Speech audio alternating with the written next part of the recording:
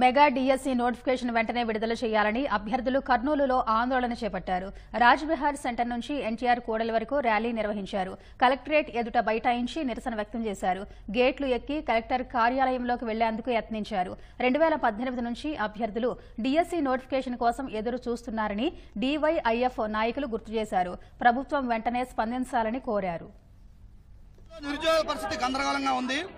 Mega DS మీద రాష్ట్ర ముఖ్యమంత్రి మొదటి సంతకం పెట్టారు కానీ అదిగో ఇదిగో అని చెప్పి చివరికి ఏప్రిల్ మొదటి వారం అని చెప్పి ఏప్రిల్లో నిరుద్యోగులందరూ కూడా ఏప్రిల్ ఫూల్ చేశారు. ఎందుకు డిఎస్ మీద నిర్లక్ష్యం చేస్తా ఉన్నారు? ఏ ఆటంకాలు ఉన్నాయి? దాదాపు 16,000 ఉద్యోగాలకు మొదటి సంతకం చేసి ఇప్పుడు దాకా అతిగతి లేని పరిస్థితుంది.